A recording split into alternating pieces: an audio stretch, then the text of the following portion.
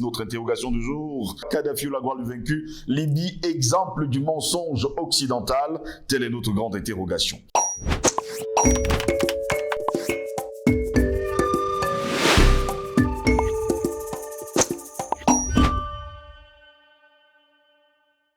Mesdames, Messieurs, bon après-midi, bienvenue à toutes et à tous à cette autre édition de Parole panafricaniste. 12 ans après la mort de Muammar Kadhafi, le pays reste divisé entre le gouvernement de Tripoli et les forces du maréchal Haftar. La Libye pourra-t-elle retrouver un jour son unité? En tout cas, nous nous interrogeons. Depuis le 2011 et le renversement du régime du guide libyen, les combats majeurs entre les deux camps n'ont pas cessé. Nous sommes le 20 octobre 2011, la ville de Sirte est assiégée et Muammar Kadhafi avec quelques-uns de ses partisans essaye de s'échapper. Le guide de la révolution capturé par des insurgés est lynché puis exécuté. Une page politique longue de plus de 40 ans se tourne en Libye. Cependant, les hommes qui ont renversé Kadhafi ne réussiront pas à s'entendre politiquement. L'Occident, par ses médias mensonges qui annonçaient apporter la démocratie et les droits de l'homme dans le pays, a disparu. Où est donc cette démocratie promue aux Libyens, puisque Kadhafi était le dictateur sanguinaire qui tuait et massacrait son peuple? Le pays jadis un paradis sur terre est en ruine. On dirait que le feu et la colère céleste se sont abattus sur cette nation prospère, si ce n'était la plus riche sur la planète.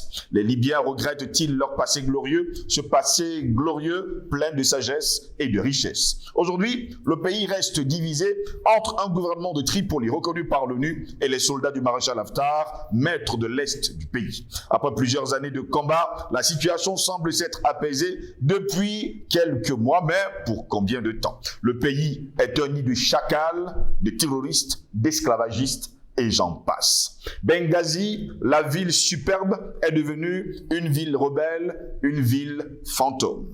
Ville symbole de la révolte contre Muammar Kadhafi, Benghazi a sombré finalement dans la ruine, la violence et la drogue. Elle ploie également sous le pouvoir du maréchal Haftar. Où est donc cette Libye glorieuse que tout le monde connaissait? Où est cette Libye glorieuse où tout était gratuit? Où est donc cette Libye glorieuse où Muammar Kadhafi, nous disait-on, massacrait son peuple? Eh bien, mesdames, messieurs, 12 ans après, nous nous interrogeons. Où est donc cette démocratie promise aux Libyens? Voilà pourquoi nous nous interrogeons. Kadhafi ou la gloire du vaincu? Libye, exemple du mensonge occidental, telle est notre grande interrogation. Et pour répondre à cette question, nous sommes avec le président Badakani. Il est notre invité cet après-midi. Président Badakani, bon après-midi, bienvenue à vous. Bon après-midi, mon cher Geoffrey Ngous. Vous savez, nos civilités sont des civilités militantes, combattantes, panafricanistes. Ce sont des civilités globales au sens noble du mot. À distinguer avec le globalisme, nous ne sommes pas des globalistes. Du tout. Rien à voir, ni des mondialistes. Mais c'est pour dire que nous avons notre perspective, c'est une perspective de tout le genre humain, avec une insistance particulière sur l'Afrique et sur la négro-Afrique, pour des raisons historiques liées à ce que l'homme noir subit en tant que noir. Mais c'est une vision globale de l'avenir de l'espèce humaine.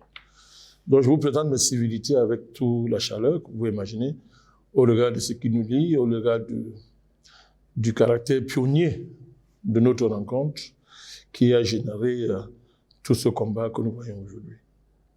Et cela en toute modestie. Je vous salue, je salue Igires, le technicien, sans qui il n'y a pas d'émission. Pas du tout. Et je vous conseille toujours de ne rien faire pour le froisser. Parce que s'il est froissé, il n'y a pas de mission. Pas du tout. Nous le saluons. On est obligé de le caresser dans le sens du poil dans tous les cas. Tout à fait. Comme nous saluons tous nos web spectateurs, les abonnés, les sympathisants, et tous ceux qui animent des commentaires, parce que c'est aussi de l'interactivité. Il ne s'agit pas d'être d'accord, non. Il s'agit de débattre. Et je salue tous ces débatteurs qui, dans les commentaires, nous tiennent la contradiction, nous accompagnent, partagent ce que nous pensons. C'est cette communauté d'engagement, cette communauté de combattants, cette communauté militante, c'est ce que nous avons de plus cher. Et nous espérons qu'elle va aller grandissant. Et oui, Panafricanist TV atteindre les sommets de la gloire télévisuelle. Et c'est notre vœu le plus cher, notre vœu pieux. Merci, Président Balakani, d'être avec nous encore cet après-midi. Nous parlons de Kadhafi ou la gloire du vaincu. Vous savez pourquoi je précise d'ailleurs pour la gloire du vaincu? Eh bien, la Libye est-elle devenue l'exemple du mensonge occidental? Il y a encore quelques années, nous étions là en 2011, eh bien, les médias mainstream, nous les connaissons, les médias mensonges, avaient dit que Muammar Kadhafi massacrait son peuple, était un dictateur, il était empli de terreur, de fureur. Finalement, on nous a dit, avec un homme qui ressemblait justement à un Africain, à la personne d'Obama, qu'il faut aller apporter la démocratie aux Libyens. 12 années après, nous nous posons bien une question. Où est passée la démocratie? Ce pays glorieux est devenu une ruine. N'est-ce pas là, finalement, un exemple même du mensonge occidental? C'est évident, Jocelyn, c'est évident qu'il y a eu mensonge. Ben, quelqu'un qui a pour mensonge son propre fond ne peut que mentir. Tout à fait. Le juge dit la vérité, c'est la fin du monde. Parce que le mensonge est ce qu'il le fait. C'est ce qu'il dit. Son identité, c'est le mensonge. La réalité, c'est qu'avec la mort de Kadhafi, nous commençons à comprendre qu'on a affaire à des menteurs. Oui. Parce que beaucoup ne le savaient pas, à cause de l'histoire. Nous sommes tous des Occidentaux. Ils nous ont fabriqués, ils nous ont moulés à travers l'école, à travers l'organisation de nos sociétés, à travers nos constitutions, à travers nos spiritualités. Nous sommes occidentalisés, c'est un fait. Donc, avant Kadhafi, il n'y avait pas ce dévoilement. Il n'y a pas eu le déchirement du voile général qui nous empêchait de comprendre, d'admettre que, ben, en fait, nous sommes sous l'empire du mensonge. Je ne parle pas de l'empire du mensonge, que nous sommes sur l'emprise du mensonge. C'est là qu'il s'agit. Donc, avec Kadhafi, tout à l'heure vous avez parlé, j'aime le titre de votre émission, La gloire du vaincu. Oui, c'est la gloire du vaincu. Et d'ailleurs, il y a un nom dit dedans que moi et toi nous comprenons. Pour ne pas bousculer certaines susceptibilité, on préfère ne pas en parler. Mais il y a un nom dit qu'on comprend là-dedans. C'est très intéressant. Nous allons démontrer, avec le peu de temps que nous a consacré, qu'effectivement, il y a une gloire du perdant, du vaincu, dans l'affaire de Kadhafi. Il y a une gloire là-dedans. Le premier aspect de cette gloire, c'est que, comme je le disais, le voile a été déchiré. C'est-à-dire, beaucoup d'Africains n'acceptaient pas qu'on dénude de leur bourreau. Parce qu'ils se sont mariés, ils ont épousé le bourreau. Oui. Et le bourreau donne beaucoup de cadeaux. Tu peux devenir français, tu peux devenir américain, tu peux devenir espagnol, anglais. Ce qui te rend supérieur à ceux qui sont restés. Tu n'es ni noir, tu n'es ni blanc, mais tu es à cheval dans l'échelle d'évolution vers la grande humanité, évidemment, qui est incarnée par l'Occident. Donc, il y avait, quand on épouse le bourreau, il y a beaucoup d'avantages. Beaucoup d'avantages. Et comme ceux qui bénéficiaient de cet avantage-là, on les a affublés du nom d'élite. C'est-à-dire les gens qui ont réussi. Oui. Et on les a mis dans un piédestal par rapport à leur société d'origine. Eux-mêmes ont commencé, non seulement ils ont cru à ça, ils sont convaincus de ça, puisque ça a marché pendant un temps. Ça a marché pendant 30 ans, 40 ans. Donc, on a cru que l'histoire, c'est 40 ans. Oui. C'est 40 ans. C'est-à-dire que, bon, les gens ont pris goût. Et du coup, donc, dans une espèce d'auto-réflexe, les gens ont commencé à défendre le bourreau, à aimer le bourreau. Et à admettre que le bourreau, en fait, s'il nous a maltraités, soit c'est une tragédie. C'est un accident de l'histoire. L'histoire est faite de tragédies. Deuxièmement, s'il nous a massacrés, c'est que quelque part, nous, on n'était pas bon et qu'on méritait d'être massacrés. Donc, vous voyez, ce type de construction a fait que le génie de l'ex-colonisé, le génie de l'ex-esclavagisé, le génie du néo-colonisé, ça a été d'imaginer sa situation comme étant quelqu'un qui est en très bonne voie vers l'évolution, vers l'humanité. Il est en train de réussir, oui. Et à la limite même, il va devenir blanc. Et il sera l'égal du blanc, et il va devenir blanc. Donc, c'est-à-dire, cette bataille-là, des millions d'Africains ont commencé à le mener. Et ils ont repris à leur compte tous les récits, tout ce que le blanc a proposé pour expliquer la vie, l'Occident. C'est quand on dit le blanc, pour certains, ça a une connotation raciste. Et on est obligé maintenant de commencer à dire qu'on n'est pas raciste. Quel monde, Jocelyn? Quel monde? Donc, les gars ont commencé, donc, chacun a commencé à devenir un expert dans l'art 1, de justifier le mariage avec le bourreau. À partir du moment où vous êtes marié avec le bourreau, vous faites un. Exactement. Et du coup, le bourreau n'est pas un bourreau. Donc, ceux qui combattent le bourreau sont des démons. Il faut les détruire. Ils n'ont rien compris. Ils ont le complexe de coloniser. Ils ne sont pas guéris d'une maladie, de la victime éternelle, Bembe et consorts. Donc toute cette tragédie, cette anarque, cette anarque historique fonctionnait jusqu'à la mort de Kadhafi.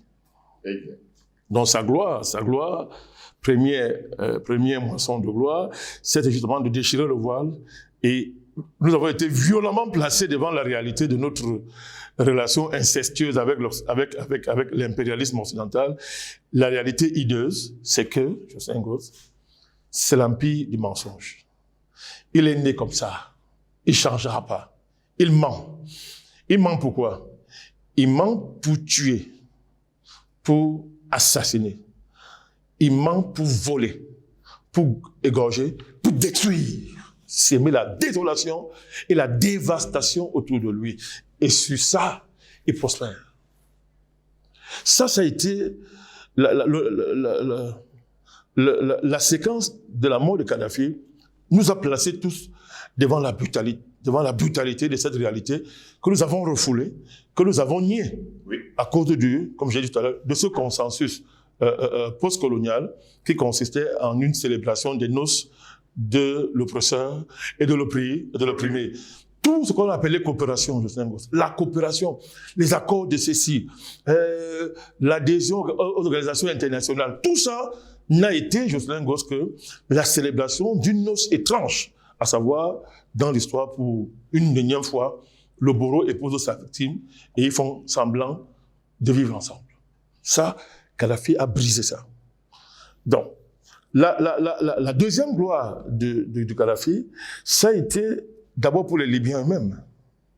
Pour les Libyens eux-mêmes, et ça nous parle aussi, les peuples. Les peuples sont des gens insatisfaits. On ne peut pas satisfaire un peuple. La Libye du Kadhafi était presque un paradis sur terre. Je mesure mes mots. Presque un paradis sur terre. D'ailleurs, il était classé.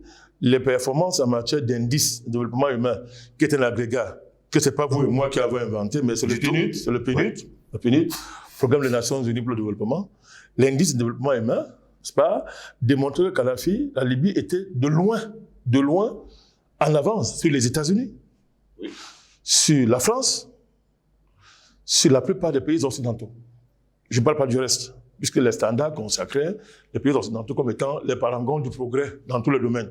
Mais vous aviez un pays africain, la Libye, qui dépassait l'ensemble des pays occidentaux dans le rapport d'indice de développement humain sur Kadhafi. L'eau est gratuite, le logement gratuit, l'école gratuite. C'est pas extraordinaire. C'est-à-dire c'était extraordinaire. Kadhafi a réussi à imposer, par exemple, au major pétrolier, un rapport de 80-20. C'est-à-dire que la Libye, 80% des recettes. Et les majors 20. Et ils étaient là. Kadhafi. Donc, c'était une expérience. La Jamaica libyenne était une expérience historique en matière d'innovation politique, en matière d'originalité politique, en matière de construction d'un modèle politique. C'était un modèle assez original. Et les Libyens étaient des gens heureux. Mais, vous savez, Jocelyn Gosse, les peuples ne sont jamais satisfaits. Il faut laisser Dieu satisfaire les peuples, pas un homme. Peut-être l'erreur de Kadhafi a été de vouloir rendre son peuple trop heureux. À force d'avoir des facilités en termes de vie, en termes sociaux, des facilités en termes de toutes sortes d'accès à des biens publics de base, les Libyens ont commencé à revendiquer la liberté. Ils ont commencé à s'ennuyer. Et l'ennemi, comme d'habitude, était là, était aux aguets, et lui-même, Kadhafi ayant fait des erreurs, ils ont fondu sur la Libye. On a donc fondu sur la Libye, en promettant aux Libyens la démocratie et les droits de l'homme. C'est un dictateur. Comment un homme peut-il se présenter comme étant le guide d'une nation? D'ailleurs, il voulait être le roi de l'Afrique. Comment un homme peut être... Alors on a dit aux Libyens, la démocratie et la liberté, ça vaut mieux que votre situation là. C'est rien. Et certains ont cru. et d'autres, des agents de l'étranger qu'on a bien fabriqués, les 5e, les 6e, les 8e, 9e, 10e colonnes se sont réunis. On nous a créé un conseil national de quoi? De transition. De transition. Paravent, honteux et nauséabond de la communauté internationale. On a fondu sur la Libye en violant l'embargo. Kadhafi a été arrêté. On l'a assassiné. Les agents de Sarkozy, les services secrets français, sont eux qui l'ont fait, c'est maintenant connu. C'est ordre de Kadhafi qui avait une vengeance personnelle contre Kadhafi. Alors, et les Libyens ont donc commencé à découvrir la démocratie et les droits de l'homme. Ils sont en train de vivre ça jusqu'à présent. C'est ça qu'ils vivent aujourd'hui. Et ça débouche sur la nostalgie de Kadhafi. Vous voyez, c'est-à-dire pour comprendre qu'on les a menti, il a fallu qu'ils sombrent dans une abîme très profonde pour commencer à comprendre ce qu'ils avaient sur Kadhafi, qu'ils commencent à comprendre comment on fait des choix historiques, on les assume. Ils commencent à comprendre. Donc, le deuxième gloire du vaincu, ça a été ça. C'est-à-dire que les Libyens ont considéré que le régime libyen les infantilisait. Certains Libyens, pas tout ça. Certains Libyens, que c'était un régime qui les infantilisait et qui doivent entrer dans l'histoire. Parce que l'histoire, d'après Sarkozy, c'est vivre comme les Occidentaux. C'est reprendre le chemin des Occidentaux. Vivent-ils aujourd'hui comme les Occidentaux? Et c'est ce qu'ils sont en train de vivre, certainement. Ils le vivent très bien. Ils vivent la démocratie, la liberté à travers le terrorisme, la violence, le chaos. Et pendant ce temps, les groupes armés se partagent les richesses de la Libye avec leurs patrons étrangers, la France, les États-Unis, l'Angleterre, l'Union européenne, l'Espagne, l'Italie, se partagent les richesses de la Libye. Et pendant ce temps, les seigneurs de la guerre règnent. Et aujourd'hui, l'avenir de la Libye, c'est que pour avoir la paix, ils doivent renoncer à la souveraineté. Ils doivent devenir moins qu'une colonie. Je dis moins qu'une colonie. Parce qu'une colonie, vous avez affaire à un interlocuteur. C'est encore mieux. Mais là, ils auront affaire à 15. À 15 interlocuteurs. C'est pour ça que les conférences de paix sur la Libye, tous les jours, ça ne finit pas. Parce que la question, c'est même pas de finir. Alors maintenant, c'est le Nation Building. C'est-à-dire le programme de transition traditionnelle. Ce qui veut dire simplement quoi? Que vous êtes fini. Donc, comme j'ai dit, ils auront 1000 interlocuteurs et ça va terminer pour les Libyens. C'est-à-dire, je me demande, c'est-à-dire que si Dieu ne les aide pas, ils croient en Allah. On m'a dit ça, que c'est majoritairement Libyens, majoritairement musulmans, n'est-ce pas? Donc, il faut que Allah fasse un miracle. Sinon, ça va être très compliqué pour les Libyens. Donc, deuxième gloire du vaincu. Kadhafi triomphe étant mort. Après avoir été assassiné. Il triomphe, et après son assassinat, les Libyens se rendent compte que c'est lui qui avait raison. Il était le meilleur. Il y avait les Libyens, nous les Africains.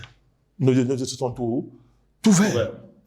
Donc, troisième gloire du vaincu, Jocelyn Ngoz, c'est le niveau de le rapport géopolitique. C'est-à-dire que comment dans un monde, que signifie le fait que dans un monde, les gens se cachent derrière comment on appelle ça? Une résolution des Nations Unies. Et qu'elle arrive sur le terrain, ils la modifient. Ils violent complètement cette résolution, appliquent leur propre agenda. Et ils inventent un mensonge. Non, on veut détruire. Ils devaient massacrer les gens à Benghazi. Il n'y avait aucun massacre, puisqu'il y avait un film d'un philosophe qui se fait appeler philosophe, mais qui en réalité est un colonel de l'armée française, Bernard-Henri Lévy. Maintenant, tout le monde le sait. Au point où il a fait un film en France, et les Français qui sont enfin réveillés ont boycotté les films. Il n'y a personne dans la salle. Mais il a longtemps opéré comme ça. Il se présente comme philosophe, mais c'est un colonel. C'est un agent, c'est un militaire. Donc il a tourné les films comme il était allé faire en Ukraine pour dire que là, voilà, Benghazi, qu'on est en train de massacrer, on ne massacrait personne à Benghazi. Donc, vous voyez, le montage géopolitique. Il y a un montage géopolitique dans lequel est impliqué les gens du Qatar, Arabie Saoudite, toutes ces têtes couronnées, n'est-ce pas, du Moyen-Orient, en particulier celui du Qatar. Vous connaissez l'échange qu'il y a eu entre lui et Kadhafi. Et il a dit, j'aurai ta tête. Vous voulez très bien. Donc, il y a un montage où la Ligue arabe va s'impliquer.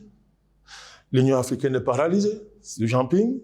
Mais l'ONU, la communauté internationale, les institutions financières internationales s'unissent pour aller détruire un pays. Donc, montage géopolitique, je sais pas. Ce montage géopolitique, il signifie quoi? Qu'est-ce qu'il y a derrière? Pourquoi il faut à tout prix tuer Kadhafi? Pourquoi il faut à tout prix détruire Kadhafi? Pourquoi il faut faire ce montage? Alors on va remonter plus loin. C'est-à-dire que, vous vous souvenez, Jocelyn Goz, de ce qu'on a appelé le Grand Moyen-Orient. Oui. C'est Bush fils qui lance le concept, mais c'est pas lui. Et ça, c'est la guerre en Irak. Mais il officialise le concept à la faveur de la guerre en Irak. Appelons ça guerre. Donc, là encore, c'est un montage géopolitique. Grand Moyen-Orient s'inscrit dans un projet géopolitique, c'est-à-dire des puissances qui dominent le monde, parmi lesquelles l'empire financier. Écoutez bien, je parle de l'empire financier, c'est nouveau dans l'histoire de la géopolitique. L'empire financier et l'empire géopolitique, la communauté internationale, sont unis dans un projet de reconfigurer la géopolitique mondiale. Pourquoi on veut reconfigurer la géopolitique mondiale? Pour toutes ces raisons. Jean de Sartre, c'est qu'à un moment donné, la prophétie de Léon Trotsky. Trotsky, c'est un grand leader, un compagnon de Lénine. Vous connaissez de Lénine, avec qui il va avoir un désaccord. Staline va régler son compte, mais Trotsky a marqué l'histoire au-delà de sa théorie, mais il a fait une prophétie qui était une prophétie autoréalisatrice qui disait que les forces productives vont cesser de croître. C'est-à-dire, Trotsky dit ça sur la base d'une analyse de l'évolution capitaliste. Mais il n'est pas le seul. Lénine aussi va faire un constat dessus. C'est dans son livre Impérialisme au stade suprême du capitalisme. Tous sont d'accord. Donc, Trotsky dit que les forces productives ont cessé de croître. Ça veut dire quoi? Ça veut dire que Jocelyn Goz, dès les années 70, dès les années même 60, les spécialistes de la prospective constatent, sont d'accord que le capitalisme tel qu'il fonctionne est déjà proche de son terme. Il faut bien comprendre ça. C'est-à-dire que les marchés ont cessé de croître. Donc, on l'observe. D'ailleurs, c'est pas par hasard que vous allez voir dès les années 70, vous entendez de l'avènement du fameux club de Rome. Oui. Le fameux club de Rome. Et qu'est-ce qu'on dit à Rome? On commence à dire que non, la croissance a des limites. La croissance a des limites. Et les idées écologistes, les idées de décroissance, les idées de décroissance, les idées de frugalité, de frugalité et de sagesse dans notre rapport à la nature commencent à apparaître et être consacrées dans les instances capitalistes. C'est extraordinaire que les instances capitalistes commencent à dire que non, il faut qu'on modère le modèle de la croissance, il faut qu'on fasse attention. On commence à parler de ressources non renouvelables et de ressources renouvelables. On commence à faire des distinctions, des concepts comme ça et émergent. Ils traduisent quoi? Simplement le constat qui est fait dans les grands milieux, dans les grands cercles capitalistes, les cercles d'analyse que la croissance des forces productives a des limites. C'est-à-dire que si le monde continue comme ça, à terme, il ne peut plus se reproduire comme monde dans le cadre du système capitaliste. Les idées de grand reset que vous suivez aujourd'hui là, grand reset, 4e révolution industrielle, réinitialisation. Mais Jocelyn Goz, c'est ça le Club de Rome. On était dans la pédagogie, on était dans une synchronisation, une espèce de gestion, de chronogrammation. Mais pour arriver au grand reset et à la réinitialisation, tel que programmé aujourd'hui, c'était déjà le Club Davos qui était à l'œuvre, Jocelyn Goz. La trilatérale était déjà à l'œuvre. Bilderberg était à l'œuvre. Ça, c'est pour les officines qui sont déjà plus ou moins connues. Je ne peux pas parler de ce qui est caché. Les superloges, tout ça, je ne parle même pas de ça. Vous savez, moi et vous, on a commencé à parler d'un sujet à une époque, l'adénochrome. Vous savez ce qu'on a vécu, non? En termes d'insultes et d'injures. Bon, maintenant c'est vulgaire, non? Très vulgaire. Ben, moi et toi, on n'en parle plus. Ça ne me concerne plus. Oui, que les gens découvrent ça, ils ne parlent plus. Donc, pour dire que dans ces milieux-là, il est déjà établi l'idée que la croissance a des limites. Alors, on commence, les capitalistes, les maîtres du capitalisme, les patrons de l'empire financier commencent à réfléchir. Comment prolonger le capitalisme, mais en corrigeant ses externalités insupportables et indifférables. D'où la question écologique, l'enjeu écologique. Oui. Mais de manière concrète, il est question de revoir complètement le rapport entre le capital et le travail. Il est carrément de revoir ça, de revoir la possibilité pour le capitalisme de continuer à se renouveler, à se maintenir en utilisant une force de travail.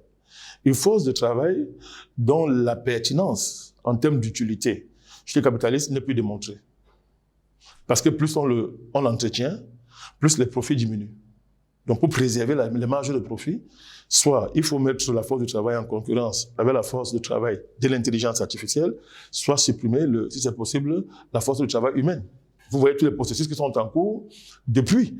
Donc, les grands penseurs, les grands stratèges du capitalisme commencent à réfléchir depuis très longtemps comment gérer cette contradiction. C'est pas nouveau. Les Malthusiens, déjà, à l'époque, posaient le problème. Bon, Robert Malthus, de manière vulgaire et grégaire, estimait que non, la nature règle ça. Les catastrophes naturelles, les guerres, tout ça, c'est bon. Ça règle le problème qui est entre la création de ressources et la croissance démographique. Donc, il y avait un rapport entre les deux que Malthus désignait comme étant dangereux pour le capitalisme. Ressources limitées et exponentialité de la croissance démographique. Mais les néo-malthusiens disent que non, nous on crée les catastrophes. La nature, non, nous on va créer ça. On crée les catastrophes, gouvernement par les pandémies, par toutes sortes de peurs, l'écologie, inventée et mise en œuvre en Grande-Bretagne par Margaret Thatcher pour liquider le syndicalisme anglais. C'est connu. C'est connu. Donc, on est dans ça. Donc, ça ne peut pas se faire, Jocelyn Gosse. C'est un cadre géopolitique qui prend en charge cette dynamique. C'est la géopolitique du chaos. La géopolitique du chaos. Jocelyn Gosse, il y a un événement fondateur dans ce nouvel âge de la géopolitique, c'est les attentats du 11 septembre 2001 aux États-Unis. Moi et vous, on peut le dire aujourd'hui sans peur.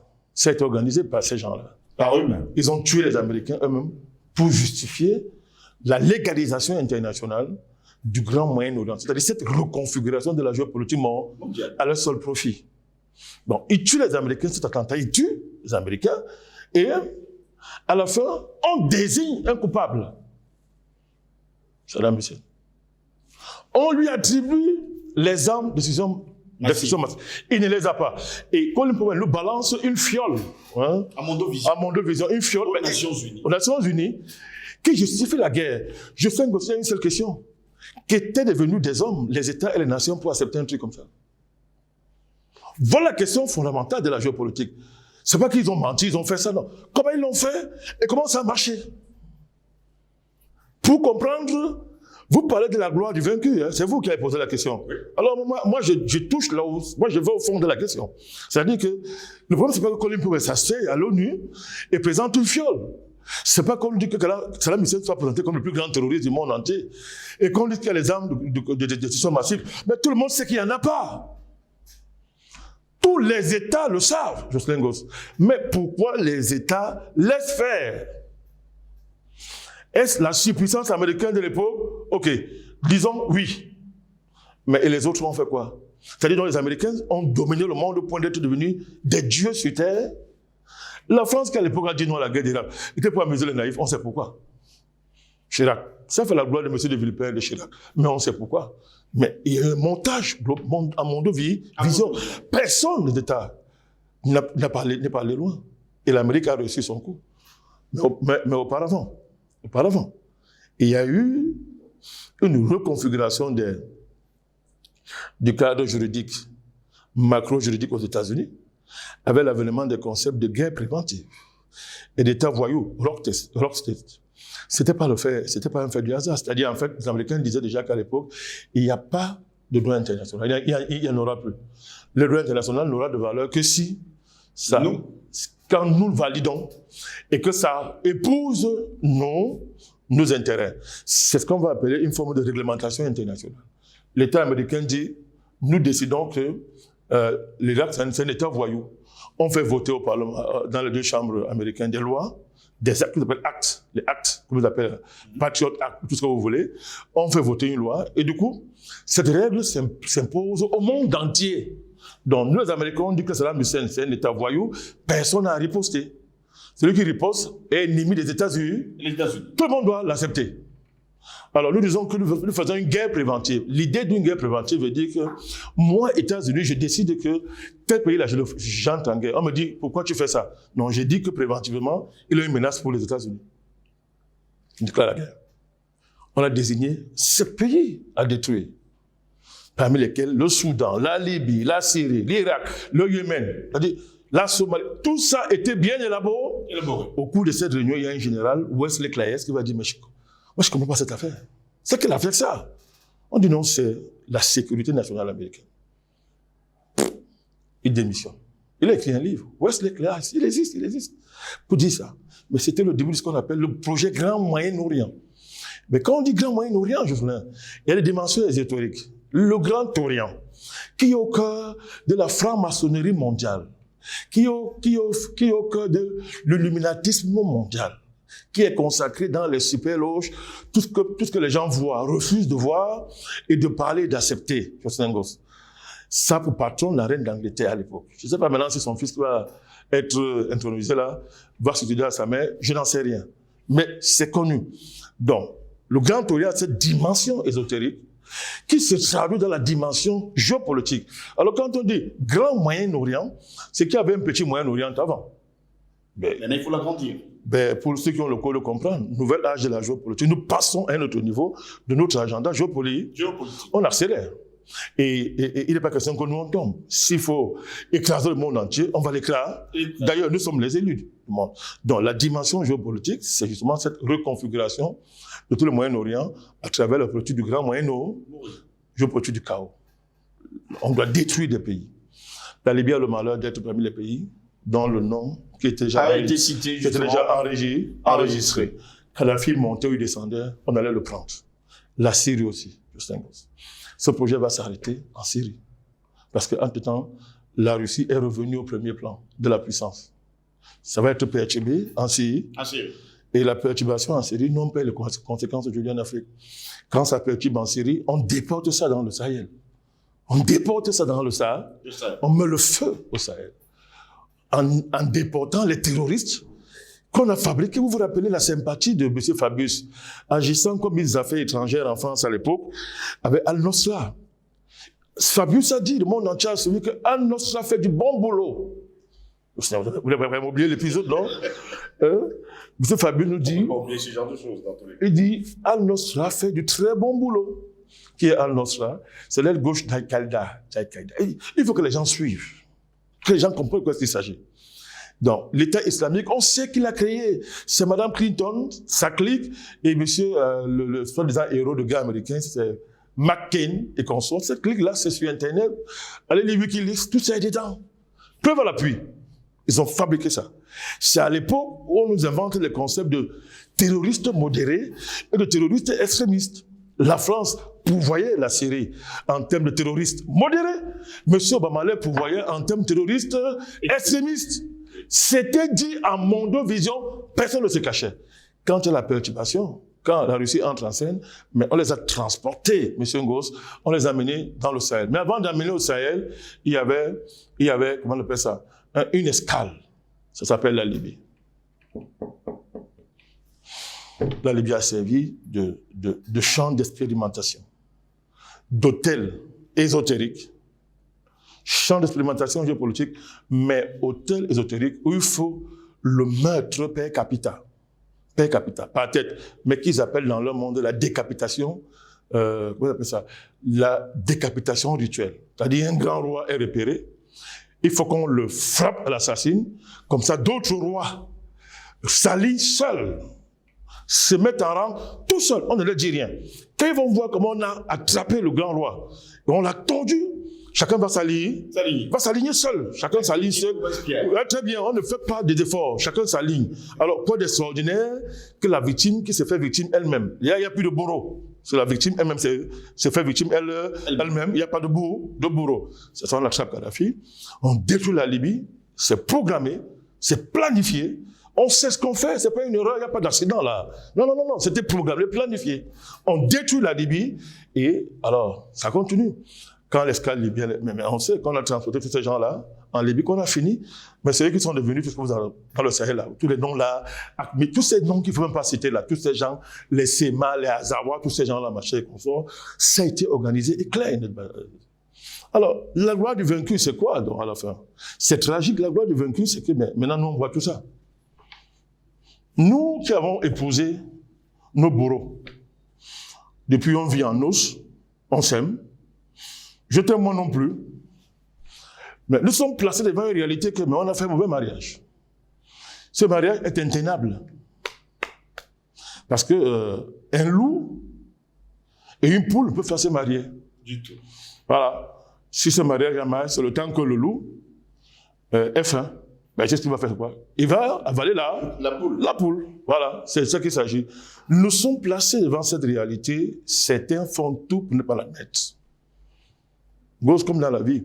Il est dur dans la vie d'admettre qu'on a fait un mauvais mariage. Vous savez ça, non? Quand ça a duré 10, 20, 15 ans, et qu'après on se rend compte que non, c'était un mauvais mariage, on a de la peine à l'admettre. Ben, c'est le syndrome des Africains qui refusent d'admettre que leur mari, le bourreau, est leur ennemi historique. Alors Kadhafi, son rôle, par l'absurde, a été de nous placer devant ce tableau. L'Occident ne peut pas être un partenaire. Si vous me regardez, ça. L'Occident n'est pas l'ami, il est l'ennemi. C'est le principe. Maintenant, comment j'ai l'ennemi? C'est notre débat. C'est le principe. Il n'est pas l'ami, il est l'ennemi. Il est le bourreau. Exposé. Kadhafi l'a exposé. Tous ces discours sont des mensonges. Même sa science est mensonge. Et une des choses terribles que Kadhafi va nous imposer par sa mort tragique, c'est que il n'y a pas de science universelle. Voilà, on refuse d'admettre ça, c'est faux. La science est contextuelle. Monsieur Jocelyn Goss, désolé de le dire, mais nous allons mourir là-dessus, c'est un fait. Hein. Sinon, on meurt là, comme on dit au Kacho, on dort seulement. Oui. Mais rassurez-vous, on ne mourra pas. C'est eux qui vont mourir. C'est une formule de langage. Là, vous ne pouvez pas avoir la même science que votre bourreau. Ce n'est pas possible. C'est-à-dire que les Africains ne peuvent pas avoir la même science que l'Occident. Ce n'est pas possible. Parce que la science occidentale est conçue pour nier l'humanité des autres peuples, dont des Africains. C'est ça la base. Donc, ce n'est pas la science. Mais qu'est-ce que ça nous a fait croire? Que c'est la science universelle.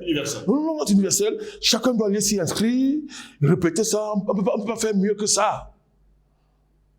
On ne peut pas faire mieux que ça.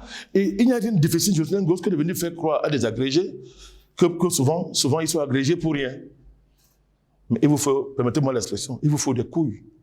Parce que c'est grave. Vous ne pouvez pas dire ça des agrégés. Vous ne pouvez pas dire ça des docteurs. Vous ne pouvez pas dire ça des docteurs. En doctorat, il y en a qui ont 5-6 doctorats. Vous venez pas leur dire que mais ce n'est pas de la science. Cette science-là, il faudra la dépasser. Il faudra la dépasser. Donc, vous voyez, c'est là où on est. Contextualiser la science. C'est Kadhafi, à travers son meurtre, qui nous aime. Il y a eu la Côte d'Ivoire avant. Mais Kadhafi, conjugué au drame ivoirien, nous a mis brutalement devant cette réalité. Qu'on s'entende bien. Quand je dis que la science est contestée, ça ne veut pas dire de ne pas faire la part entre ce que l'Occident a volé et l'apport de l'Occident. L'apport de l'Occident, justement, c'est de faire croire que la science vient d'elle, qu'il n'y a pas eu de travail général de l'humanité, qu'elle a volé pour dénaturer. Vous voyez un peu. Et que l'horizon de la science ne s'arrête pas avec l'aventure occidentale. Donc, il faut qu'on fasse la part des choses.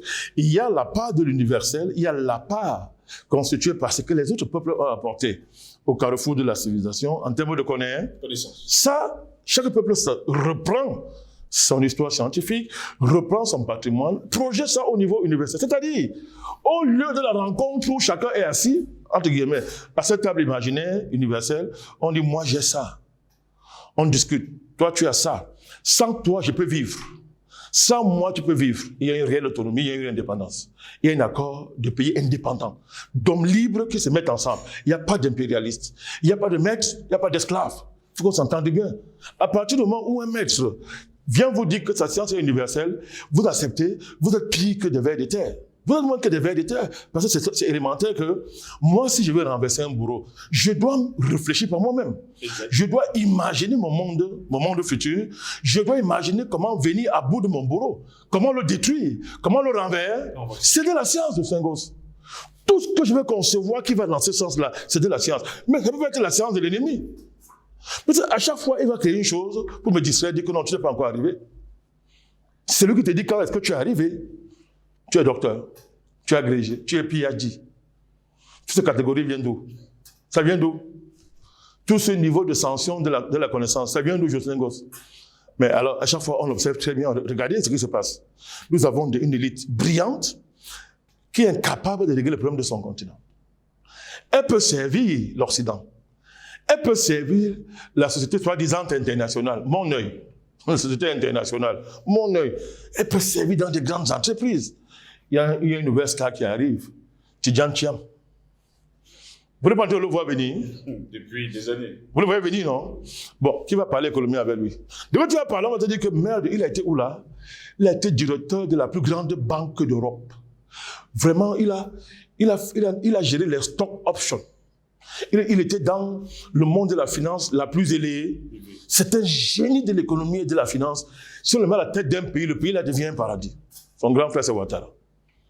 Il est en train d'arriver, non? Bon, vous allez dire quoi, Tidjane Thiam? Puisque tous ceux qui pouvaient parler rêvent d'être comme lui. Hein. Deux, tous leurs parcours académiques et universitaires sont validés en fin de compte par qui? Par eux-mêmes. Par le maître. Le maître. Vous voyez très bien que bon, Tidjane Thiam peut nous aider en quoi? À nous libérer de l'Occident. Mais si vous voulez singer l'Occident, si vous voulez que les notations vous donnent les points avantageux, cherchez Tidjane Thiam. Il a sorti avec ses lunettes de génie, machin, il a fait errer. Mais si vous voulez penser la libération du continent africain, si vous voulez penser notre émancipation, il ne vous sert à rien. Il ne connaît pas ça. Il n'a pas appris ça. Il ne connaît pas ça. Ne forcez pas. Donc la véritable science, c'est de la libération du peuple africain, qui passe par la capacité à écrire notre géopolitique nous-mêmes, à développer une pensée géopolitique supérieure à celle de l'Occident. Parce que le défi, il est là. C'est la question de l'hégémonie intellectuelle et scientifique. La question, elle est là. Est-ce qu'on a mesure de produire une science de la géopolitique supérieure à celle de l'Occident? Oui. Le drame, c'est que ça ne viendra pas de ce que vous imaginez. Parce qu'ils sont fait pour ça. Ils sont créés, ils ont été préparés pour développer leur... Regardez, parlons pas beaucoup. Prenez la Chine Bembe. Est-ce que quelqu'un peut dire qu'il n'est pas intelligent du point de vue de l'université? Il est intelligent, non? Oui. Faisons de violence. Je vois comment vous souffrez parce que dire qu'il est intelligent, ça vous ennuie. Mais bon, j'ai dit, prenons le langage de leur milieu, le langage universitaire. Bembe est bien, il a écrit 3500 livres. Vous voyez qu'après avoir écrit 3500 livres, il s'assoit, il a réfléchi. Et il a tellement épaté les Occidentaux, on lui dit, mais viens nous inventer comment on va s'entendre avec les Africains, mais pourvu que il accepte que moi, Macron, c'est moi le président, c'est moi leur Dieu. Bembe s'est mis à réfléchir. Il a écrit un livre, le sommet de machin, tout ça. Il a écrit des livres. Et à la fin, il va remettre à Macron. On filme, il remet à Macron. C'est-à-dire que c'est Macron qui va régler nos problèmes. Bembe n'est pas dérangé, hein. Ça ne le dérange pas. Ça ne l'ennuie pas. Il trouve que c'est nous qui avons un problème parce qu'on ne comprend pas son génie. Et que Macron a enfin compris son génie. Il est convaincu que Macron peut régler le problème de l'Afrique. Que Macron n'est pas le président de la France, il est le président des Afriques et de la France mélangés. Pourquoi? Bembe, c'est ce qu'il a appris. Il était formé pour ça. La question de la libération de l'Afrique est trop compliquée pour lui. Il commence cette tâche, après il s'énerve. C'est compliqué. Oh, les Africains ne me comprennent pas. Vraiment, je suis trop intelligent pour eux. Vraiment, il n'y a que les dictateurs, des satrapes là-bas. Vraiment, machin comme ça. Mais quand il est dans l'avion de Macron, il vient voir Paul Biya dans l'avion de Macron. Il faut qu'on parle concret. Cette mission, on n'a pas bien pratiqué avec lui. Terminons. C'est on appelle ça de la pédagogie, non, Jocelyn Goss? Oui. On prend un exemple pour expliquer, pour que les gens comprennent ce que nous sommes en train de dire. Loin de nous, l'idée de dire que les gens qui ont fréquenté en Occident ne veulent rien. Il n'y a pas ce qu'on est en train de dire. Du tout. Nous posons un problème simple sur la table. Où étaient les Africains quand Kadhafi est détruit? Où était l'intelligentsia africaine? Les mêmes gens sont là, ils étaient là, avec le PhD, tout le grand diplôme, leur génie. C'est ce qu'ils ont fait à l'époque? Que Kadhafi devait mourir. Ils ont justifié, en commençant par Wade. Vous savez que Wade est le plus diplômé du monde, non? Wade en là, Libye dit que non, il faut qu'on tue Kadhafi. Pourtant, Kadhafi l'a nourri, l'a hébergé, l'a dépanné. Wade. Il est venu écrire il dit qu'il a fait le départ, il est un panafricaniste. Il faut des choses comme ça. Goss, ils ne sont pas capables de penser l'émancipation, la guerre contre le bourreau et l'imagination pour un monde nouveau. Ils ne sont pas capables.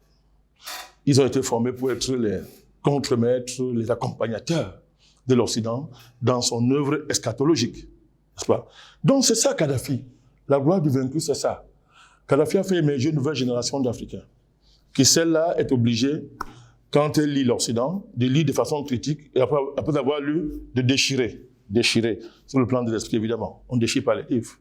De déchirer et d'inventer quelque chose de nouveau. C'est ce que nous faisons dans le cadre du panafricanisme. Et nous le faisons très bien depuis 12 ans aujourd'hui. Et je pense que ça marche. Et ça touche le monde entier. Merci à vous, Président Badakali, d'avoir été des nôtres. Mais c'est vous qui m'attaquez tous les jours avec les sujets qui me font parler. C'est l'objectif également. Mesdames, Messieurs, c'est ici que s'achève cette édition de Parole panafricaniste. Comme j'aime le dire, la faiblesse de la force, c'est de ne croire qu'à la force. À bientôt.